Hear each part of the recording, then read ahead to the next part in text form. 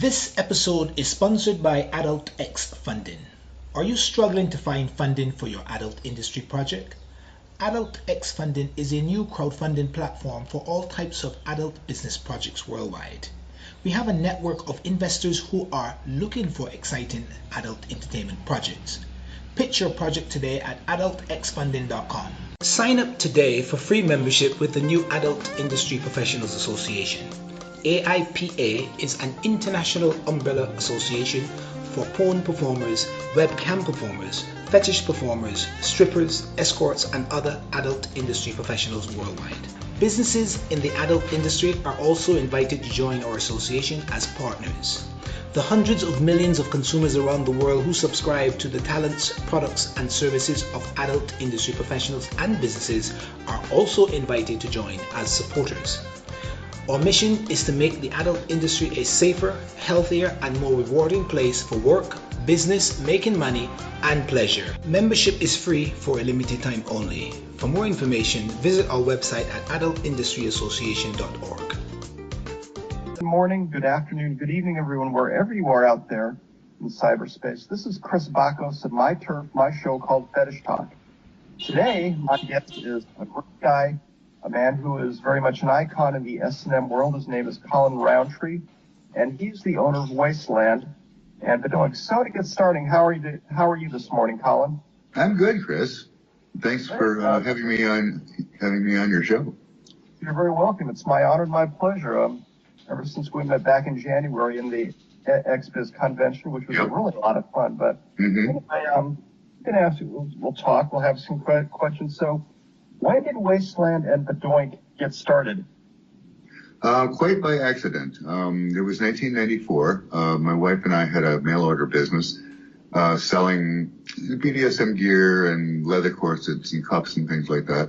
And it was a traditional mail order catalog. And there was that new thing called the internet. So we found somebody to scan the pictures from our catalog and put up the first version of the site just to try to get people to get in touch with us so we could send them a mail order catalog. It turned out a lot of people like to look at the pictures of the pretty girls in leather, but nobody wanted to order a mail order catalog. And at that point, bandwidth was very expensive. So, at some point I said, well, I wonder if we could just somehow hide all these pictures and require people to give us $10 to see them. That's kind of a crazy idea. We only had 36 pictures, but, we put it in a hidden directory. It was before the days of usernames and passwords. Put it up on a Friday afternoon. Saturday morning, we woke up to $360 of people faxing, and they were emailing their credit card information. It was crazy. And I said, I said to my wife, I think we just stumbled on something. So, over the course of the next year, we started developing our own content and pictures and things like that. And then about a year into it, the bandwidth was still murdering us. So I said, I wonder if we could up this price to $50 one-time fee lifetime. Woke up the next morning to more money than I can ever imagine at that point. And that's how Wasteland was born. Outstanding. And so, first sites. Okay, well, thank you very much. That was a very interesting and a very good story about the history of Wasteland. So why are you based in New Hampshire? Again, quite accidentally. We started out in the Boston area, in the western suburbs, Concord area. And then it got to the point where we were outgrowing the rented apartment we had. So we decided, okay, the money's coming in. Okay, let's go take a look and see if we can buy a house. And Massachusetts is very expensive. So we crossed over the border to one of the border towns, and the price was reasonable. We bought our first house there in New Hampshire, and then within a year we outgrew that one as we ramped up staffing. So we bought a new one, bigger, in New Hampshire. Great. So that's how we ended up here. I see. Okay, and so now we're going to get down to the nitty-gritty, the fun stuff. So when did you first realize your kinky side? I'm actually more of a film director. So rather than being a lifestyle player, I'm more of I'm more of the guy that likes to started out liking to take pictures because it's visually compelling, and then as video ramped up, I became a filmmaker. So I come at it with the artistic eyeball rather than the kinky player eyeball. Very good. Yeah. Okay. Well, so Colin, what is it that you look for in talent? Primarily, we look for people that have got some existing connection, be it a husband and wife team or boyfriend-girlfriend or girlfriend-girlfriend team that actually are lifestyle players and they enjoy doing it and they've played together. So that way we can rely on, their toolkit of experience of things that they're good at and they enjoy doing. So rather than being one of the studios that says, okay, here's the 3 positions you're going to do and, get her done. We tend to sit with the people beforehand, map out what the roadmap is for what the scene is going to be, get all the various tools and toys, set up and available, dress the set, and then off we go. And, it's basically up to my director of photography, and I'm on the second camera to get the coverage of it. And, periodically I'll ask them to repeat something so we can get a close-up on it and things like that. But, we primarily, we work with, authentic lifestyle people. That's outstanding. I prefer to work with lifestyle people myself, but once in a while when I have shot, I'll have a woman who's a regular fetish model or a guy who's just curious. But the real deal, as you put it, or as I should say, they're really the best people to work with. Mm-hmm. And you mentioned going over it again. That just goes with the territory, you being a filmmaker, the outtakes, the monotony, but it all leads for a better package. Now, what is your favorite scenario to shoot, Colin? Oh boy, there's so many. The majority of our content is shot in our dungeon space that we've set up. It's got lots of candles around it, and it's nicely lit. It's basically a black box, which makes it interesting because you've got sort of a blank slate to work with. We do some domestic things as well, which are always fun. In other parts of the house that we have our studio in. We pretty much rely on femdoms and male doms dominating females. We've never really done much in the way of male submissives, just because our membership base is so geared into wanting either femdoms or male doms with female submissives. So, that doesn't really answer your question what my favorite is. I guess it's all my favorite, as long as they're on their game. Okay. Now here's something that I've really been, I don't know if I should say bothered, but I've been curious about. What is illegal to shoot in BDSM videos at this time in the United States? I'm very interested. Anything non-consensual. Okay. We're very much an ethical studio. All of the activities are talked out in advance with complete and total yes consent. Safe words are set up. So non-consensual is just asking for trouble, not only with the credit card companies, but with any kind of obscenity thing. Right. Things that are also actually illegal are blood. Yeah. Poop, scat, anything that looks like rape, which is a non-consensual thing. Angie, do you mind jump on this? Come on. She's giving me notes. Hi, Angie. How are you? Good, thanks. Sorry, I'm the one who does the billing, the back end of it. So. And then all the other obvious things like anything underage. The things that apply to all porn, not just BDSM.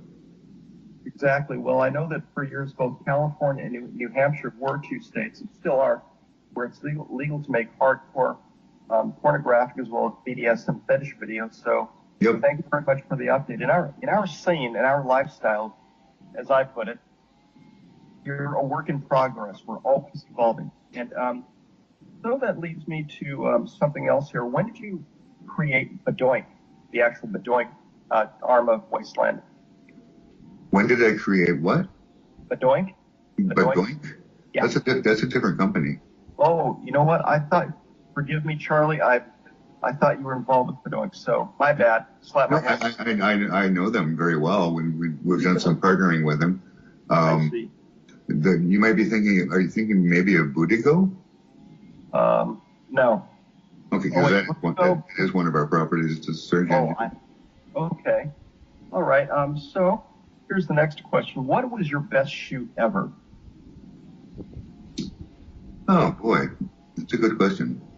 I'm gonna say off the top of my head the best one was a feature film we did called Succubus, and that was probably 8 or 10 years ago at this point. It had a cast of there were probably 30 people on cast. There was a 20-member crew. It was shot at a horror amusement park in Ohio. It had zombies and bazookas and all kinds of interesting things in it. And that was a total cinematic project, shot with, professional gear. So I would say that's my favorite. Oh, okay. Thanks very much. Ohio. Great. Interesting place. I think the other one I really... Pardon me? Yeah, I'd like to visit Ohio. Okay, well, now here's the final question. What does the future hold for Wasteland and Colin Rowntree? Just continuing to innovate, continuously upgrading our production quality. We're now shooting on red cinema cameras, which is the same cameras that they shot the Hollywood movie The Martian on and a whole lot of other ones. We're doing some virtual reality at this point. We're flying drones on exteriors. It's just a matter at this point just to stay on top of the game as far as production value and quality, and taking advantage of the new technologies that are coming out. Yeah, that's what I love about our business is the new technologies that always come. In fact, I've also been dabbling with virtual reality. I have connections on Twitter as well as on Facebook and Skype and on XBiz. So that's something I'm looking forward to. And virtual reality, also webcam. And I'm glad you mentioned all this to me, Colin. I want to say thank you very much for being with me before today. You end it, Chris, if you don't mind my interjecting, Colin, I have a question for you. I've been sitting quietly in the background enjoying this discussion because I'm quite new to the kink lifestyle. As long as I've been in the industry, I think I started as a male escort and stripper in Los Angeles when I was 20 years old. This is in the early 80s. But then also my time was in Europe, and particularly Eastern Europe. And but the kink lifestyle is quite new to me and it's fascinating.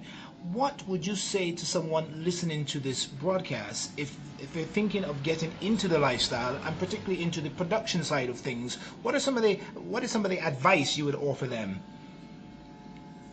First off, if they're getting into the production part of it, if they're going to be making the movies, they actually need to know the culture and know the protocol of the fetish scene.